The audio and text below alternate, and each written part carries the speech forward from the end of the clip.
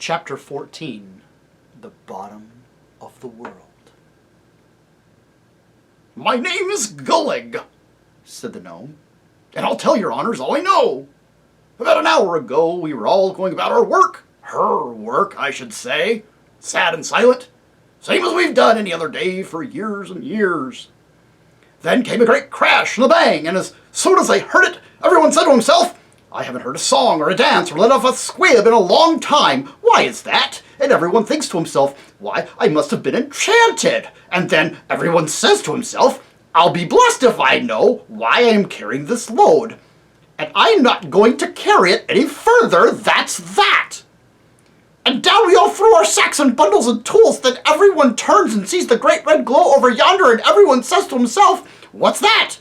And everyone answers himself and says, 'There's a crack, or a chasm, split open, and a nice warm glow coming up through it from the really deep land, 1,000 fathom under us.'" "Great Scott!" exclaimed Eustace. "Are there other lands still lower down?" "Oh, yes, your honor," said Gulg.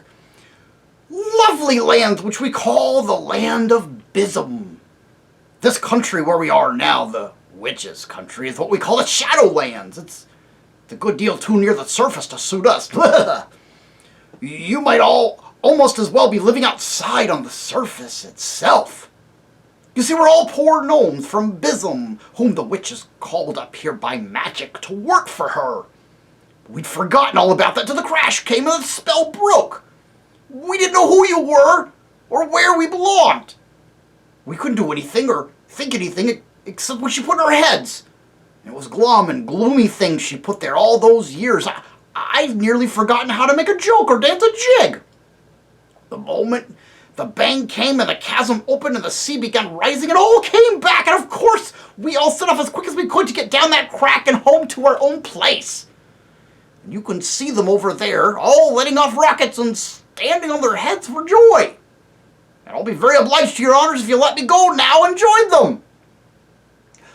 "I think this is simply splendid," said Jill. "I'm so glad we freed the gnomes as well as ourselves when we cut off the witch's head. And I'm so glad they aren't really horrid and gloomy any more than the prince really was, well, what he seemed like." "That's all very well, Pole," said Puddleglum cautiously.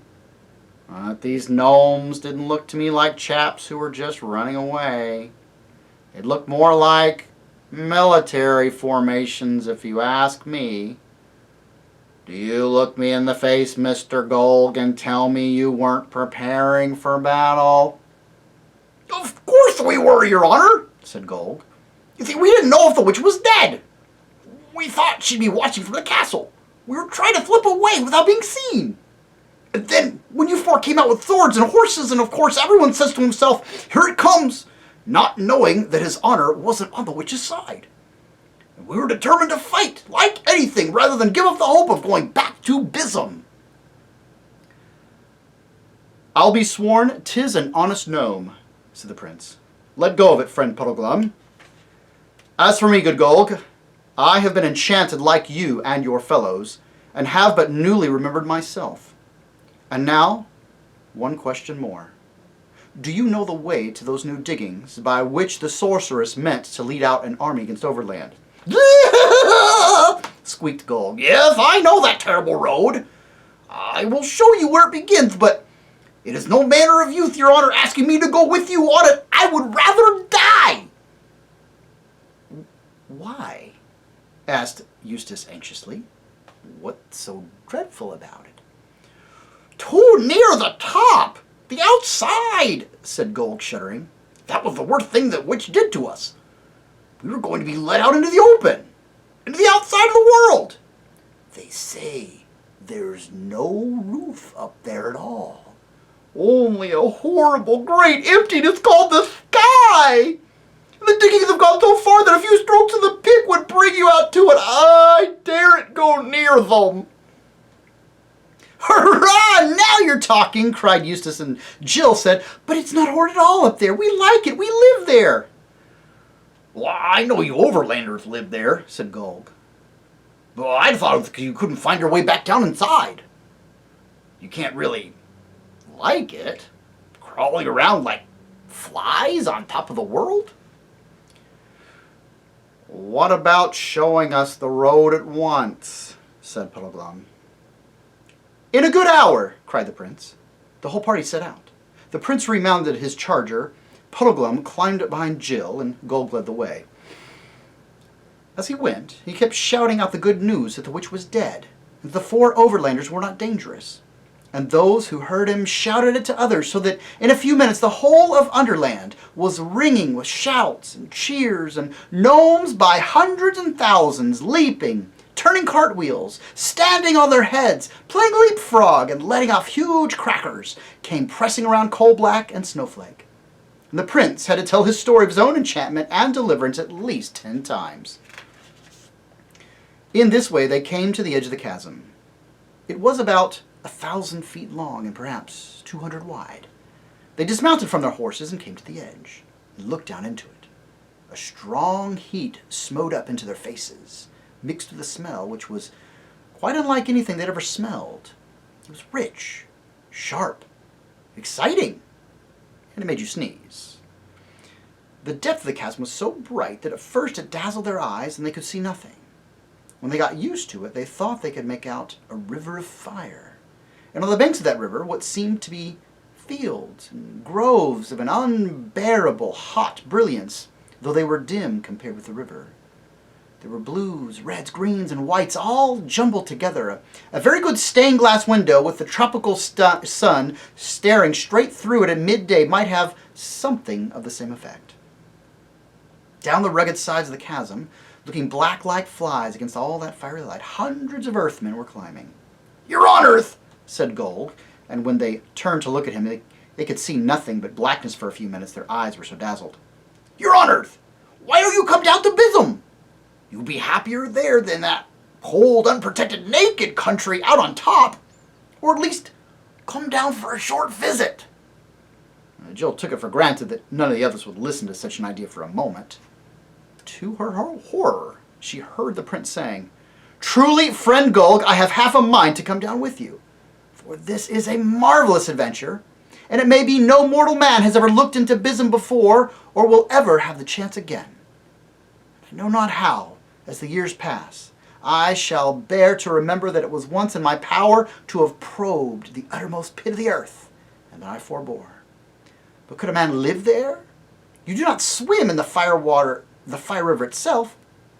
"Oh, no, your honor, not we. It's only salamanders who live in the fire itself."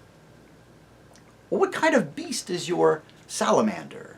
asked the prince. "Well, it is hard to tell their kind, your honor," said Gulg, "for they are too white hot to look at, but they are most like small dragons. They speak to us out of the fire.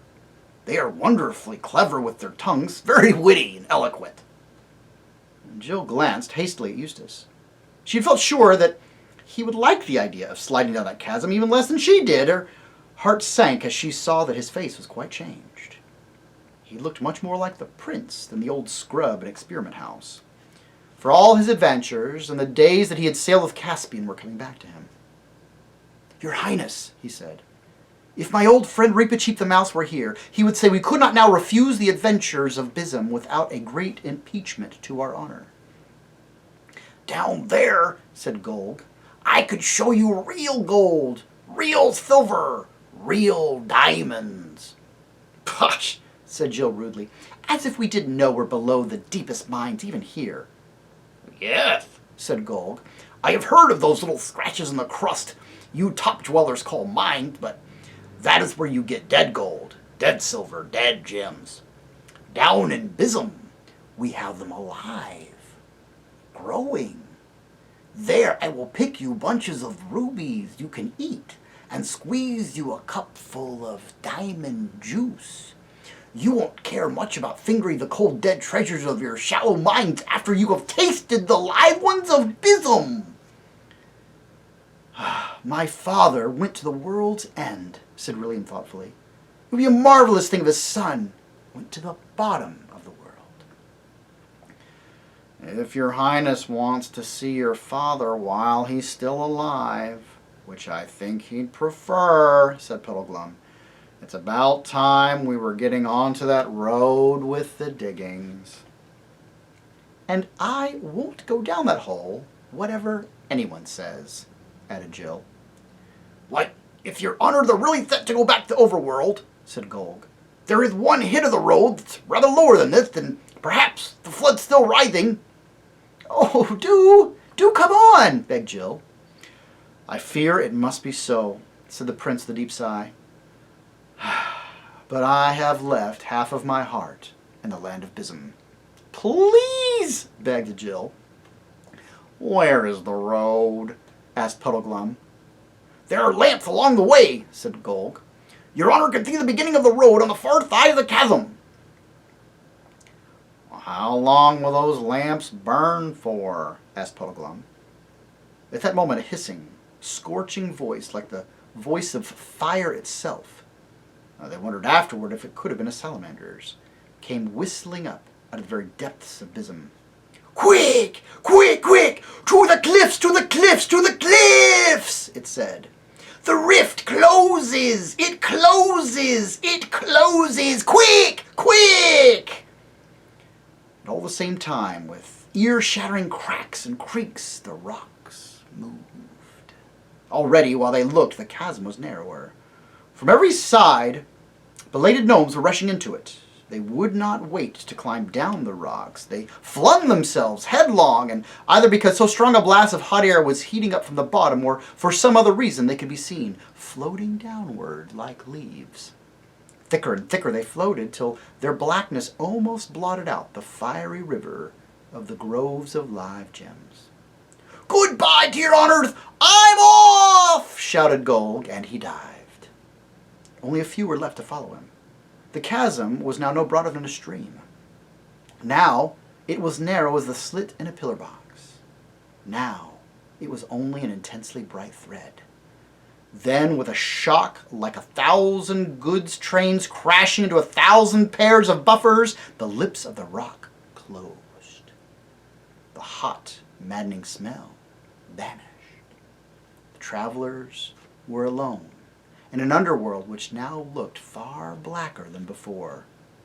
Pale, dim, and dreary, the lamps marked the direction of the road. Now, said Puddleglum, it's 10 to 1. We've already stayed too long. But we may as well make a try. Those lamps will give out in 5 minutes, I shouldn't wonder. They urged the horses to a canter and thundered along the dusky road in fine style, but almost at once began going downhill. They would have thought Golg had sent them the wrong way if they had not seen, on the other side of the valley, the lamps going on and upward as far as the eye could reach. But at the bottom of the valley, the lamps shone among moving water. Haste! Cried the prince. They galloped down the slope. It would have been nasty enough at the bottom even 5 minutes later, for the tide was running up the valley like a mill race, and it had come to swimming. The horses could hardly have won over. But it was still only a foot or two deep, and though it swished terribly around the horses' legs, they reached the far side in safety. Then began the slow, weary march uphill, with nothing ahead to look at but the pale lamps, which went up and up as far as the eye could reach. When they had looked back, they could see the water spreading. All the hills of Underland were now islands, and it was only on these islands that the lamps remained. Every moment, some distant light vanished. Soon there would be total darkness everywhere, except on the road they were following, and even on the lowest part of it behind them, though no lamps had gone out yet, the lamplight shone on water. Although they had good reason for hurrying, the horses could not go on forever without a rest. They halted, and in silence they could hear the lapping of water. I wonder, is what's-his-name, Father Time, flooded out now? Said Jill. And all those queer sleeping animals. I don't think we're as high as that, said Eustace. Don't you remember how we had to go downhill to reach the sunless sea? I shouldn't think the water has reached Father Time's cave yet. That's as may be, said Puddleglum. I'm more interested in the lamps on this road. Look a bit sickly, don't they? They always did, said Jill. Said Puddleglum, but they're greener now. You don't mean to say you think they're going out? Cried Eustace. Well, however they work, you can't expect them to last forever, you know, replied the Marshwiggle. But don't let your spirits down, Scrub. I've got my eye on the water too, and I don't think it's rising so fast as it did. Small comfort, friend, said the prince, if we cannot find a way out. I cry you, mercy all. I am to blame for my pride and fantasy which delayed us by the mouth of the land of Bism. Now, let us ride on. During the hour or so that followed, Jill sometimes thought that Puddleglum was right about the lamps, and sometimes thought it was only her imagination. Meanwhile, the land was changing. The roof of Underland was so near, even by that dull light they could now see it quite distinctly. And the great, rugged walls of Underland could be seen, drawing closer on each side. The road, in fact, was leading them up into a steep tunnel. They began to pass picks and shovels and barrows and other signs that the diggers had recently been at work. If only one could be sure of getting out. All this was very cheering. But the thought of going on into a hole that would get narrower and harder to turn back in was very unpleasant. At last, the roof was so low that Puddleglum the Prince knocked their heads against it. The party dismounted and led the horses. The road was uneven here, and one had to pick one's steps with some care. That was how Jill noticed the growing darkness. There was no doubt about it now. The faces of the others looked strange and ghastly in the green glow. Then all at once, she couldn't help it. Jill gave a little scream. One light, the next one ahead, went out altogether. The one behind them did the same. Then they were in absolute darkness.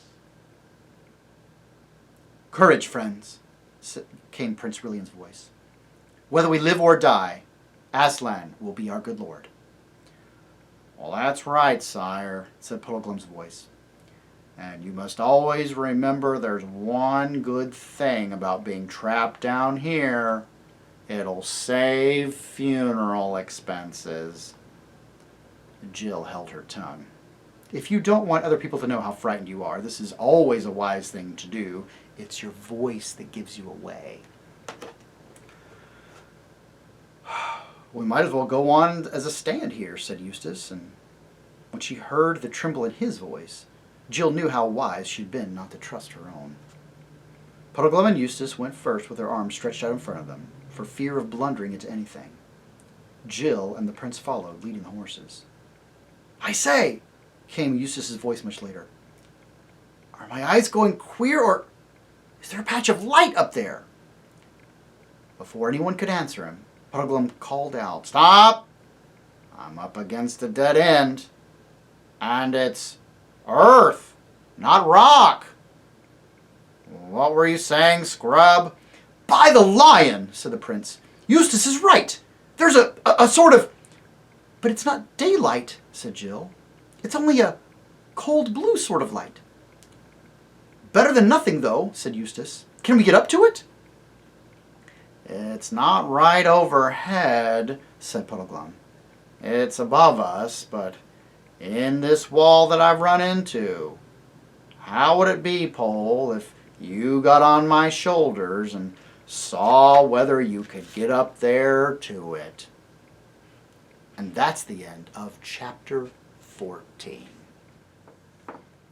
I can't help but hear Ding Dong, the Witch is Dead, and that scene from The Wizard of Oz, where the fear that our travelers have had about having to fight their way through the Earthmen to escape Underworld is now turned out to be that these Earthmen were the same sort of enchanted prisoners as Prince Rillian has been all this time.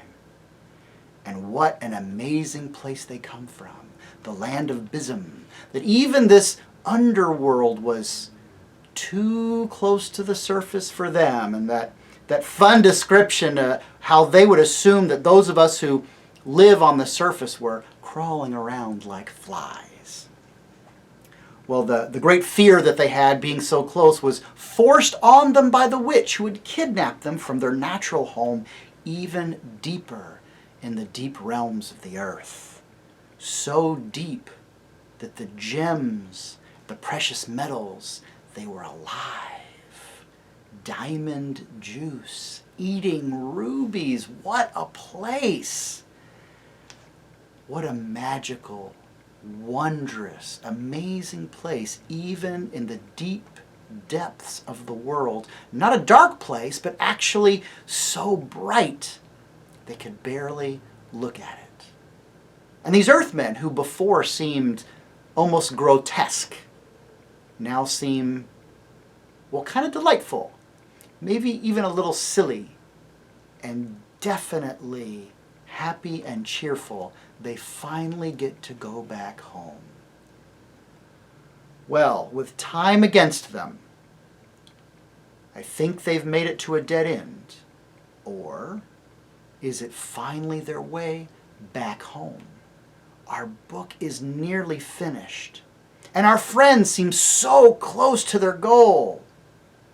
We'll just have to see how everything winds up, and if they can push through this darkness, find the light, and make it finally, after all this time, finally back home.